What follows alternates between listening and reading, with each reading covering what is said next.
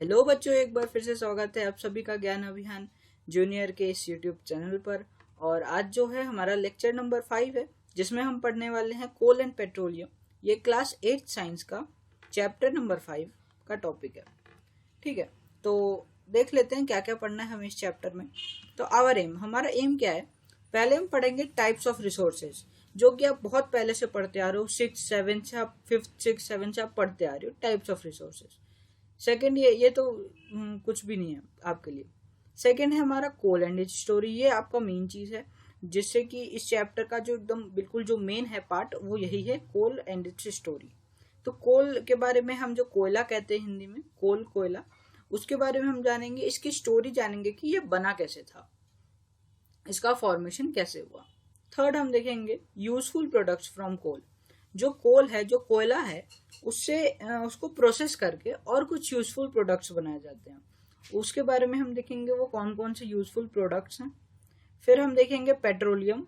Petrol और petroleum मैंने आपको पहले भी बताया कि दोनों अलग अलग चीजें होती हैं, पेट्रोल और पेट्रोलियम।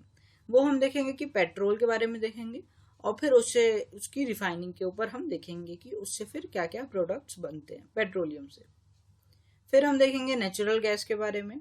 और लास्ट जो है हमारा topic conservation of fuels. Conservation of fuels पे आके हमारा जो चैप्टर है वो खत्म हो जाएगा। उसके बाद हम एनसीईआरटी की बैक पेज एक्सरसाइज को करेंगे, जैसे कि हम पहले से करते आ रहे हैं। तो चलिए शुरू करते हैं। तो जैसे कि मैंने आपको बोला कि जो पहला टॉपिक है वो है टाइप्स ऑफ रिसोर्सेज। ये आप बहुत पहले से पढ़ते हुए आ रहे हो। तो दो टाइप के रिसोर्सेज होते हैं, एग्जॉस्टेबल नेचुरल रिसोर्स और इनएग्जॉस्टेबल नेचुरल रिसोर्स। इस चैप्टर में जो हम पढ़ रहे हैं वो हम पढ़ रहे हैं एग्जॉस्टेबल नेचुरल रिसोर्सेज। तो इस ये क्या होता है, they can be exhausted by human activities. जो ह्यूमन की जो एक्टिविटीज है उसके कारण से, ह्यूमन के यूज करने के कारण से, ये एक दिन आएगा जिस दिन ये सारी खत्म हो जाएंगी। लेकिन जो इनएग्जॉस्टेबल नेचुरल रिसोर्सेज है, ये नेचर में जो है अनलिमिटेड प्रेजेंट है, अनलिमिटेड, ये कभी भी खत्म ही नहीं हो सकती। जैसे कि सनलाइट, जैसे कि एयर। जैसे सनलाइट है, वो ह्यूमन के यूज करने से खत्म थोड़ी हो जाएगी। सनलाइट जो 300 साल पहले जितनी सनलाइट आ रही थी, अभी भी उतनी सनलाइट आ रही है, तो वो खत्म नहीं हो सकती। लेकिन जैसे कि पेट्रोलियम है, नेचुरल गैस है, जो हमारे फॉरेस्ट हैं, फॉरेस्ट देखो 100 ईयर्स पहले कितने फॉरेस्ट होते थे और अब कितने फॉरेस्ट हैं। तो धीरे धीरे फॉरेस्ट कट रहे हैं, कम हो रहे हैं। तो ये सब क्या, एग्जॉस्टेबल रिसोर्स। रिसोर्स क्या होता है? रिसोर्स वो हर चीज होती है जिसे कि हम यूज करके अपना बेनिफिट ले सकते हैं। तो उस हर चीज को रिसोर्स कहते हैं। मेरे लिए ये जो लैपटॉप है, ये एक तरह का रिसोर्स है। ये मेरे लिए जो ग्लासेस हैं, ये एक तरह के रिसोर्स हैं। वैसे ही ह्यूमंस के लिए, जैसे कि जो नेचुरल गैस, पेट्रोलियम, कोल, फॉरेस्ट, सनलाइट, एयर, ये सब क्या है, रिसोर्स है। हम यूज करते हैं, इनसे हम बेनिफिट लेते हैं। तो ये सब कुछ रिसोर्स में आता है। फिर हम देखते हैं अभी फॉसिल फ्यूल्स। तो फॉसिल फ्यूल्स में देखने से पहले बता देता हूँ कि मैंने आपको बताया कि एग्जॉस्टेबल रिसोर्स हमें इस चैप्टर में पढ़ना है। तो ये सब जो है ना, जैसे कोल है, पेट्रोलियम है, नेचुरल गैस है, ये सब फॉसिल फ्यूल है। इन्हें फॉसिल फ्यूल्स कहते हैं। क्यों? क्योंकि the fuels which are formed a long time ago by decaying of dead plants and animals under the soil are called fossil fuels. तो फॉसिल फ्यूल्स वो फ्यूल्स होते हैं जो कि डेड प्लांट्स, जो प्लांट्स मर जाते हैं, मतलब जो प्लांट्स सूख जाते हैं, और एनिमल जो मर जाते हैं, वो जब सॉइल के अंदर, नेचुरल प्रोसेस से सॉइल के अंदर जब चले जाते हैं, और उसके बाद फिर वो सड़ते हैं, डीके होते हैं, डिकम्पोज होते हैं, और उनसे जो फ्यूल्स बनती है वो फॉसिल फ्यूल्स होती हैं। For example coal, petroleum and natural gas, ये तीनों जो है फॉसिल फ्यूल्स है। ये जो है ना डेड एंड डिकेइंग प्लांट्स वाला जो ये पार्ट है, ये आपको अभी स्टोरी ऑफ कोल में बहुत अच्छे से समझ में आने वाला है। अभी बस ये बात समझ लो कि फॉसिल फ्यूल की डेफिनेशन लिख लो कि ये सब फॉसिल फ्यूल होते हैं, और जो भी फ्यूल डेड प्लांट से और एनिमल से बनते हैं, उन्हें फॉसिल फ्यूल्स कहते हैं। ठीक है, आगे बढ़ते हैं। अब है हमारा कोल। जो हमारा पहला फॉसिल फ्यूल है वो है कोल। तो coal is a combustible fossil fuel which is hard, black and solid in colour. तो मेजोरिटी ऑफ बच्चों ने कोल कोयला तो देखा ही होगा कभी ना कभी। तो जो कोल कोयला होता है वो एक तरह का फॉसिल फ्यूल होता है, और ये कंबस्टेबल होता है, मतलब कि हम इसे जला सकते हैं, है ना। इसमें आग लग जाती है, इसे हम जला सकते हैं, और उसके बाद ये हीट प्रोड्यूस करता है। तो ये हार्ड होता है, ब्लैक होता है, और सॉलिड होता है, कठोर होता है ये in physical appearance. It has approximate 85% of carbon by mass. मतलब इसका जो पूरा वेट होता है, उसका जो 85% होता है, वो सिर्फ और सिर्फ कार्बन होता है। और भी चीजें होती हैं, जैसे इसमें हाइड्रोजन भी होता है, तो वो अलग टॉपिक है। आपको बस इतना याद रखना है कि जो कोल है उसमें जो 85% ऑफ मास होता है वो कार्बन होता है। कोल समझ गए, मतलब कोल पता है क्या होता है। अब उसके बाद हम देखते हैं यूजेस कि कोल के क्या क्या यूजेस होते हैं। ये स्कूल आपसे पूछ सकता है कि यूजेस ऑफ कोल। तो कोल के क्या यूजेस हैं। It is one of the oldest fuel use to cook food. ये जो है ना बहुत समय पहले से खाना बनाने के पर्पज से यूज किया जा रहा है। पहले जो एलपीजी गैस होते हैं, मतलब जो गैस होता है वो पहले नहीं होता था, पहले सिर्फ कोयला और लकड़ी होता था। तो कोल जो है वो एक तरह का फ्यूल है जिससे कि ओल्डन टाइम्स में खाना पकाया जाता था। और फिर सेकेंड है it was used in railway engines to produce steam to run the engine. तो पहले के जो इंजन होते थे, रेलवे के जो इंजन होते थे ब्रिटिश टाइम में भी, तो वो सारे स्टीम इंजन होते थे। उन स्टीम इंजन में धुआं उठता था, है ना। आपने देखा होगा मूवीज में, पुरानी मूवीज में, कि जो रेल चलती है उसके ना ऊपर एक चिमनी लगा होता है और उससे धुआं निकलता है। वो धुआं किसका होता है।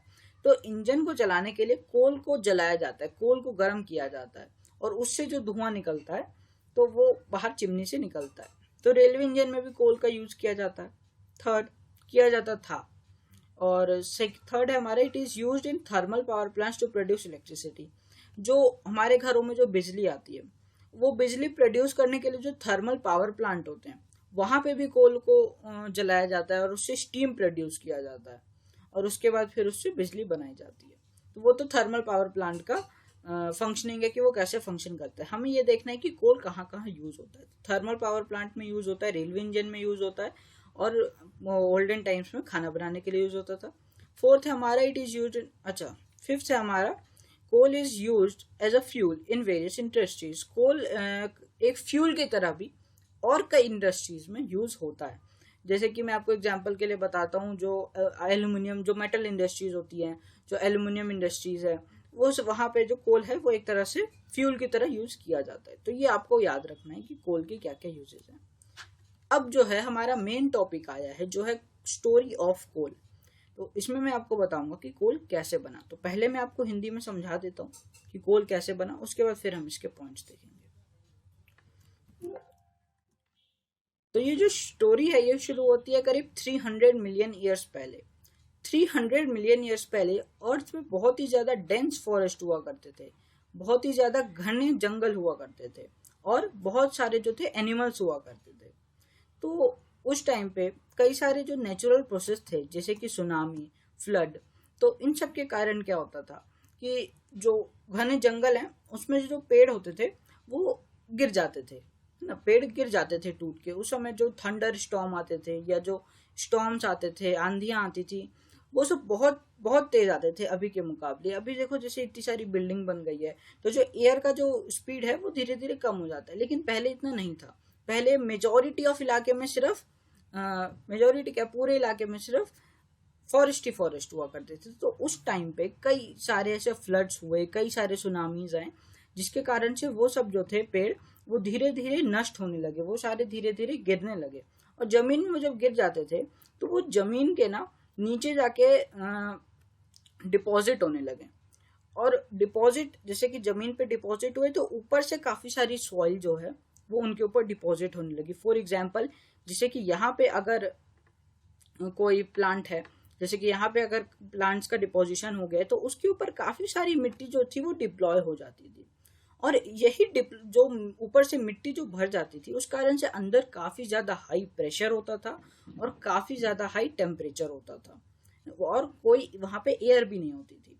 तो उस कारण से धीरे धीरे वो सब क्या हुए, ट्रांसफॉर्म हुए और ट्रांसफॉर्म होके उन्होंने कोल का रूप ले लिया। तो वही देखते हैं। अब हम पॉइंट्स में देखते हैं, मैंने आपको हिंदी में एनिमेशन के द्वारा समझा दिया। तो अब हम पॉइंट्स में देखते हैं। About 300 million years ago there were large spread dense forest, ठीक है। Second, due to natural processes like flood and tsunami the forest got buried deep inside the soil. यही मैंने आपको बताया, जो फॉरेस्ट थे वो सॉइल के काफी अंदर बरी हो गए थे। Third, under high pressure and temperature dead plants slowly get converted into coal. High pressure है ना, हाई प्रेशर मतलब दबाव। तो ऊपर से जब मिट्टी वहां पे डिपॉजिट हो रही है तो धीरे धीरे क्या होगा, प्रेशर इंक्रीज होएगा। और वही तो प्रेशर और टेम्परेचर जब बहुत ज्यादा बढ़ गया तो जो डेड प्लांट्स थे और एनिमल्स थे वो धीरे धीरे क्या करने लगे, वो कन्वर्ट होने लगे किस में, कोयले में कन्वर्ट होने लगे। As coal contains mainly carbon, जैसे कि कोल में 85% ऑफ मास कार्बन होता है। The slow process of conversion of, जो ये स्लो प्रोसेस है, 300 मिलियन ईयर्स अगो पहले ये सब हुआ है, अब कोल बना है। तो ये जो स्लो प्रोसेस है, इस प्रोसेस को कार्बोनाइजेशन कहते हैं। ये बहुत इंपॉर्टेंट टर्म है और ये कई बार पूछा जाता है कि कार्बोनाइजेशन क्या होता है। तो कार्बोनाइजेशन क्या है? एक स्लो प्रोसेस है जिसमें डेड वेजिटेशन जो है वो कोल में बदल गई under high pressure and high temperature. तो ऐसे हुआ था जो हमारा कोल का फॉर्मेशन। फिफ्थ हमारे, it was formed from the remains of vegetation. Coal is called a fossil fuel. तो फॉसिल, जैसे कि ये वेजिटेशन से बना, मतलब डेंस फॉरेस्ट और डेड एनिमल से बना, तो कोल का एक फॉसिल फ्यूल भी कहते हैं। तो हमारा स्टोरी ऑफ कोल भी खत्म हो चुका है कि कोल कैसे बना, है ना। ये आप समझ चुके हैं कि कोल कैसे बना। अब देखते हैं प्रोसेसिंग ऑफ कोल। कोल तो बन गया, हमने कोल को निकाल भी लिया, उस कोल की माइनिंग कर ली, उसको निकाल लिया। अब कोल को क्या करेंगे? प्रोसेस करेंगे। प्रोसेस क्यों करेंगे? क्योंकि जो कोल को यूजफुल प्रोडक्ट्स उसमें से निकलते हैं। जैसे कि coal is processed in the industry to get some useful product such as coke, coal tar and coal gas.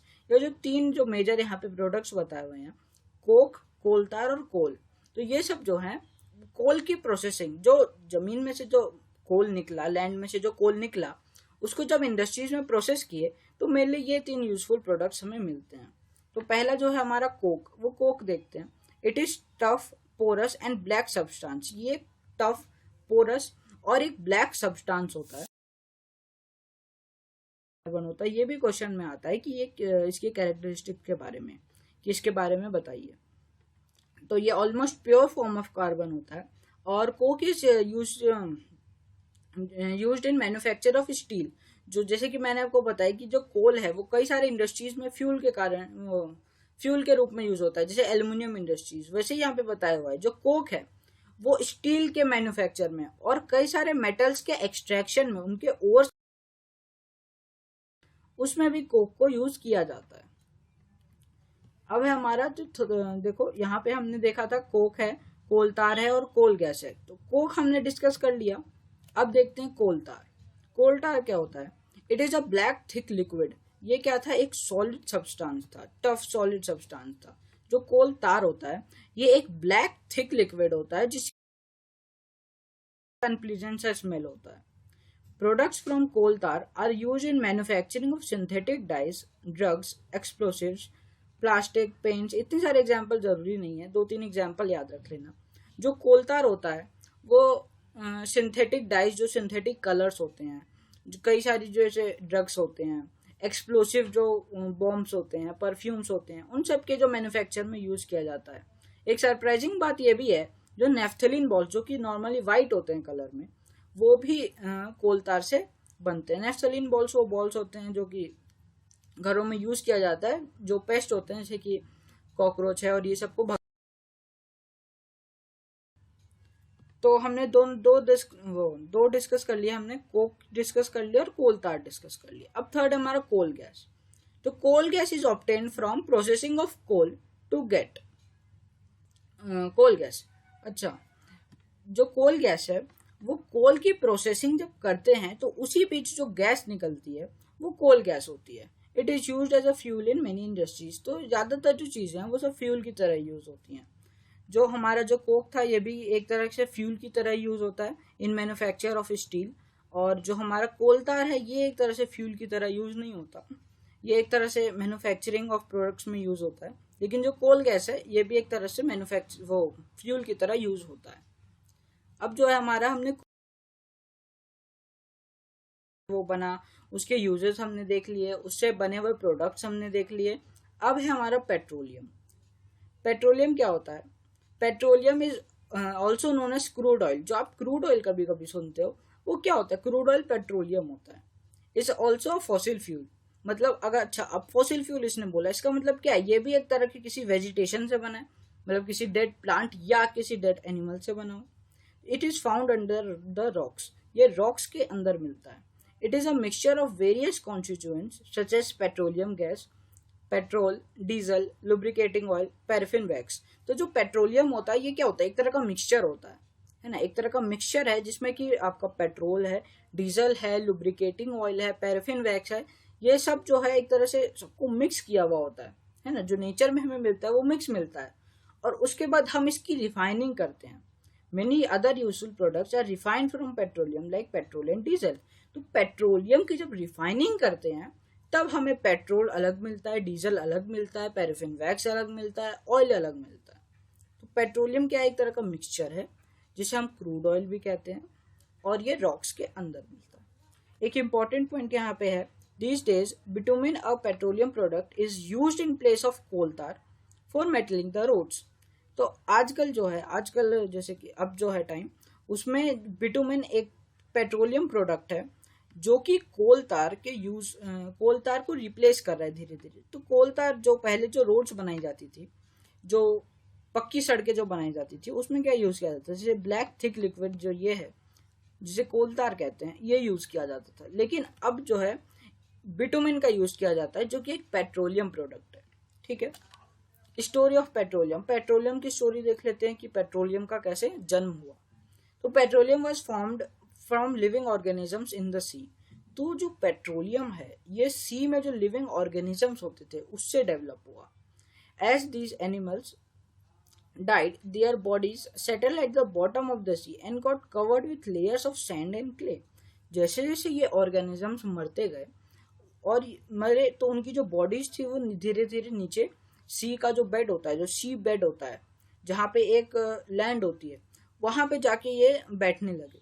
और जैसे कि कोई चीज उसके नीचे बैठ गई, उस सी बेड के ऊपर आ गई, तो वो कई सारे लेयर्स के सैंड और क्ले से वो ढक जाता है। और उसके बाद वो ढकने के बाद फिर उसके ऊपर हाई प्रेशर लगा और हाई टेम्परेचर लगा। उस कारण से कई मिलियन ईयर बाद, ये भी over millions of years, due to absence of air, हवा भी नहीं है, high temperature and high pressure, they got converted into petroleum and natural gas. तो उसी के कारण जो पेट्रोलियम है और नेचुरल गैस में ये दोनों ये चीजें कन्वर्ट हो गई। तो इसीलिए जो है जो पेट्रोलियम वो भी एक तरह के ऑर्गेनिज्म से बना है, तो डेड ऑर्गेनिज्म से बना है, तो इसीलिए इसे भी एक तरह का फॉसिल फ्यूल कहते हैं। ठीक है, पेट्रोलियम की हमने स्टोरी देख ली। अब देखते हैं प्रोडक्ट्स फ्रॉम पेट्रोलियम। जैसे कि हमने कोल का देखा था, सेम टू सेम वैसे हम पेट्रोलियम का देख रहे हैं। The process of separating the various constituents of petroleum is known as refining. तो जो वेरियस जो इसमें कॉन्स्टिट्यूएंट्स हैं पेट्रोलियम में, उनको जब हम अलग अलग करते हैं, रिफाइन करते हैं, तो उस प्रोसेस को क्या कहते हैं, रिफाइनिंग कहते हैं। It is carried out in petroleum refinery. बहुत बड़ी बड़ी रिफाइनरीज होती हैं, पेट्रोलियम रिफाइनरीज होती हैं जिसमें कि ये काम किया जाता है। तो इससे हमें क्या क्या मिलता है, जैसे कि हमें कोल से क्या मिलता था, कोल गैस मिल रही थी, कोल तार मिल रहा था, कोक मिल रहा था। वैसे पेट्रोलियम से क्या क्या मिलता है, पहला जो हमें मिलता है LPG, liquid petroleum gas, LPG. इसका यूज किया है fuel for home and industry. Second है हमारा पेट्रोल। तो पेट्रोल में it is a motor fuel, जो व्हीकल्स होती है उसमें एक तरह से फ्यूल के लिए यूज होता है। एविएशन फ्यूल, जो प्लेन्स, जो एयरप्लेन्स होती हैं उनमें भी पेट्रोल का यूज किया जाता है। थर्ड है हमारा सॉल्वेंट फॉर ड्राई क्लीनिंग, जो ड्राई क्लीनिंग होता है उसमें भी पेट्रोल का यूज किया जाता है। तो यूजेस आपको याद रखना है कि क्या क्या यूज होता है। थर्ड है हमारा kerosene, it is a fuel for stove. पहले जो होते थे केरोसिन लैम्प्स होते थे, और जो स्टोव्स होते थे, जो छोटे छोटे जो चूल्हे होते थे जिनके ऊपर खाना बनता था, वो किससे चलते थे, केरोसिन से चलते थे। केरोसिन क्या है, एक पेट्रोलियम प्रोडक्ट है, जिसे कि पेट्रोलियम को जब रिफाइन किया तो हमें केरोसिन मिला। और किस में यूज होता था, जेट एयरक्राफ्ट में यूज होता है। और फिर फोर्थ है हमारा डीजल। डीजल किस में, हैवी मोटर व्हीकल, जैसे कि जो ट्रक्स होते हैं उनमें पेट्रोल नहीं डलता, उनमें डीजल डलता है। और जो जनरेटर्स होते हैं उनमें क्या होता है, डीजल डलता है। इलेक्ट्रिक जनरेटर्स होते हैं उनमें भी डीजल डलता है। फिफ्थ हमारा लुब्रिकेटिंग ऑयल, ये लुब्रिकेशन में यूज होता है। आपने कई बार देखा होगा कि जो साइकिल होता है उसमें हम ऑयल डालते हैं, वो एक तरह का क्या होता है, लुब्रिकेटिंग ऑयल होता है। जो पैराफिन वैक्स होता है, जो आपका वैसेलिन होता है, जो होठों पे लगाया जाता है वैसेलिन, उसमें वो क्या होता है, एक तरह का पेट्रोलियम प्रोडक्ट है। उसके बॉक्स पे भी देखोगे तो लिखा होगा पेट्रोलियम प्रोडक्ट। तो वो क्या एक तरह का वैक्स है, वो कैंडल्स में भी यूज होता है। ठीक है, तो ये पैराफिन वैक्स मिलता है हमें। सेवेंथ है बिटुमेन, जो मैंने आपको बताया कि यहाँ पे रोड्स के मेटलिंग द रोड्स में यूज होता है, और क्या होता है, पेंट्स में यूज होता है, जो पेंट होता है घर पे उसमें भी यूज होता है। एक और इम्पॉर्टेंट पॉइंट है यहाँ पे, आपको ये सब याद होना चाहिए कि क्या क्या हमें पेट्रोलियम से मिलता है और क्या क्या यूजेज हैं। ये 7 of 7 सारे। पेट्रोलियम, पेट्रोकेमिकल्स क्या होते हैं, जो कि पेट्रोलियम से हमें केमिकल्स मिल रहे हैं। Petrochemicals are use in manufacture of detergents, fibres, polyester, nylon, acrylic etcetera, जो कि सिंथेटिक फाइबर्स एंड प्लास्टिक्स मैंने आपको बताया था। पेट्रोकेमिकल्स मैंने आपको वहां पे डिस्कस किया था। Polythene and other manmade plastic, वही बात लिखी हुई है यहाँ पे। तो hydrogen gas is obtain from natural gas and is use as production of fertiliser. जो हाइड्रोजन गैस जो हाइड्रोजन गैस जो इवॉल्व होता है नेचुरल गैस से, वो जो फर्टिलाइजर यूज होते हैं उसके प्रोडक्शन में यूज होता है। ये उतना इंपॉर्टेंट पॉइंट नहीं है, ये है important point. Due to its great commercial importance, तो देखो यार पेट्रोलियम से कितनी सारी चीजें बन रही हैं, डीजल, केरोसिन, पेट्रोल, एलपीजी, कितनी सारी चीजें बन रही है। तो इसका क्या है, काफी ज्यादा इंपॉर्टेंस है, काफी ज्यादा कमर्शियल इंपॉर्टेंस है। तो इसी के कारण इसे क्या कहते हैं, ब्लैक गोल्ड भी कहते हैं, काला सोना, ब्लैक गोल्ड कहते हैं इसे। किसको, पेट्रोलियम को। तो ये बहुत अच्छा क्वेश्चन फ्रेम होता है और मैंने काफी बार देखा ये क्वेश्चन आता है। तो पेट्रोलियम हमारा हो गया। अब देखते हैं हम नेचुरल गैस। तो नेचुरल गैस हमने यहाँ देखा था कि जब पेट्रोल का फॉर्मेशन हो रहा था तब यहाँ पे नेचुरल गैस का भी फॉर्मेशन हो रहा था यहाँ पे। तो अब नेचुरल गैस को देखते हैं। Natural gas is a very important fossil fuel. तो एक साथ ही हो रहा था तो ये भी फॉसिल फ्यूल होगा, because it is easy to transport through pipes. तो ये बहुत अच्छा फ्यूल है, बहुत अच्छा फॉसिल फ्यूल है, क्योंकि ये इसको ट्रांसपोर्ट करना बहुत ईजी होता है। जो कोल होता है इसको ट्रांसपोर्ट करना काफ़ी ज़्यादा मुश्किल होता है। जो हमारा पेट्रोलियम होता है इसको भी ट्रांसपोर्ट करना काफ़ी ज़्यादा मुश्किल होता है। लेकिन जो नेचुरल गैस है इसको ट्रांसपोर्ट करना काफ़ी ईजी होता है, क्योंकि हम इसे पाइप्स के द्वारा ट्रांसपोर्ट कर सकते हैं। सेकेंड हमारा natural gas is stored under high pressure. जो नेचुरल गैस है उसको काफ़ी ज़्यादा हाई प्रेशर पे स्टोर किया जाता है। मतलब एक छोटा सा कंटेनर है, उसमें काफ़ी सारी गैस अगर भर दोगे तो वो क्या हो जाएगा, कंप्रेस हो जाएगा, गैस दबने लगेगी। तो वही होता है। तो जब natural gas is store under high pressure as compressed natural gas, तो वही जब नेचुरल गैस को हाई प्रेशर में एक सिलेंडर में भर देते हैं तो वो क्या बन जाता है, कंप्रेस्ड नेचुरल गैस। हमने उसको बहुत ज्यादा भर दिया तो क्या हो गया, कंप्रेस हो गया। तो फिर क्या बन जाता है, वो कंप्रेस्ड नेचुरल गैस, जिसको सीएनजी के नाम से ज्यादातर जाना जाता है। CNG is use for power generation. CNG जो है वो पावर जनरेशन के लिए यूज किया जाता है। Also CNG is used as a fuel for transport vehicles because it is less polluting। CNG से हमेशा सवाल आता है, हमेशा। ये तो मैं 100% गारंटी कह रहा हूँ, CNG से एक सवाल आना ही आना है। तो CNG जो है वो एक तरह से फ्यूल की तरह भी यूज होता है ट्रांसपोर्ट व्हीकल्स में, क्योंकि ये काफ़ी ज़्यादा जो है लेस पोल्यूटिंग है। जो पेट्रोल की गाड़ियाँ होती है, जो डीजल की गाड़ियाँ होती हैं, उनके मुकाबले ये काफ़ी ज़्यादा लेस पोल्यूशन क्रिएट करता है। The great advantage of CNG is that it can be used directly for burning in homes and factories where it can be supplied through pipes। CNG का एक और एडवांटेज है कि इसे हम डायरेक्टली घर में यूज कर सकते हैं। जैसे कि डायरेक्टली पाइपलाइन लग गया, उसमें CNG गैस आ रही है, उसे हम डायरेक्टली यूज कर सकते हैं। और फैक्ट्रीज में भी ये डायरेक्टली यूज होता है। इसमें हमें कोई मतलब कुछ मिक्स नहीं करना पड़ता, कुछ रिफाइनरी में, सिंपल काम है इसका बिल्कुल। ठीक है। फिर और लास्ट पॉइंट है हमारे, in our country natural gas has been found in. ये स्टेट्स आपको याद रखने कि नेचुरल गैस कहाँ कहाँ मिलता है। तो अगर एग्जामिनर चाहे कि वो मुश्किल पेपर बनाना चाहे तो वो यहीं से ऐसे पॉइंट से ही क्वेश्चन उठाते हैं। तो जैसे कि CNG से यहाँ वाले एरिया से तो एक सवाल आना ही आना है, लेकिन अगर आपका क्वेश्चन पेपर डिफिकल्ट आया तो एक क्वेश्चन यहाँ से आ जाएगा कि कौन से स्टेट्स में मिलता है। तो वो कौन कौन से स्टेट्स हैं, आपको मिनिमम 2-3 स्टेट्स तो याद होने चाहिए। Tripura, Rajasthan, Maharashtra and Krishna Godavari delta. तो यहाँ पे जो है हमारा नेचुरल गैस मिलता है।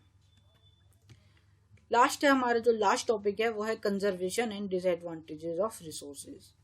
देखते हैं ये क्या कह रहा है। As the fossil fuel takes millions of year to replenish, it is important to conserve the fossil fuel for future needs. तो हमने देखा यार कि जो फॉसिल फ्यूल्स हैं उनको बनने में मिलियंस ऑफ ईयर लगते हैं। कितने 300 मिलियन ईयर्स लग गए, है ना, मिलियंस ऑफ ईयर्स लगते हैं। और एक बार लग गए तो अब इन्हें फिर से बनने में फिर मिलियंस ऑफ ईयर्स लगेंगे। तो इसीलिए ये इम्पोर्टेंट है कि हम इसे जल्दी जल्दी जुडिशियसली, मतलब जल्दी जल्दी यूज ना करें, इसे हम बचा के रखें, और जो हमारे फ्यूचर में नीड्स आएगी उसे हम उनके लिए कंजर्व करके रखें। तो ये एक इम्पॉर्टेंट बात है। Burning of these fuels is major cause of air pollution.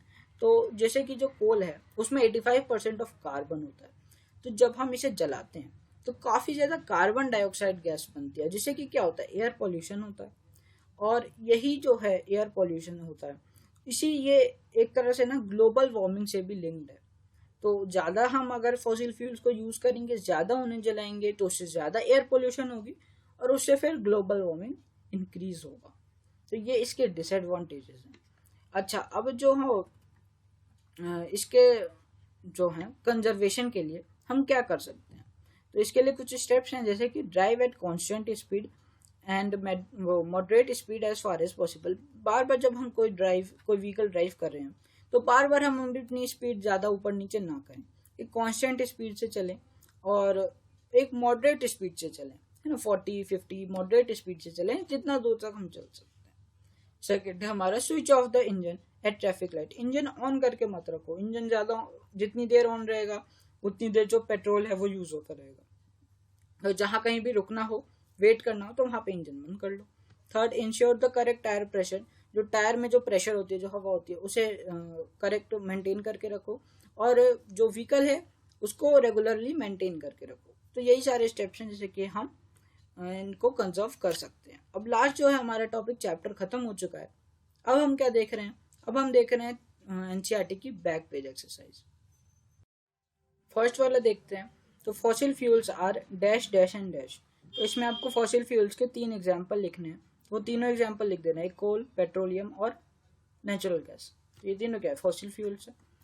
B है हमारा process of separation of different constituents from petroleum is called. यहाँ हमने डिस्कस किया था, देखो, हाँ, the process of separation of various constituents from petroleum is called known as refining. तो इसका आंसर क्या हो जाएगा, रिफाइनिंग। सी है हमारा least polluting vehicle for fuel for vehicle is. तो मैंने आपको बताया था जो सीएनजी है उससे काफ़ी बहुत अच्छे सवाल बनते हैं और काफ़ी इंपॉर्टेंट टॉपिक है। तो इसका आंसर हो जाएगा सीएनजी।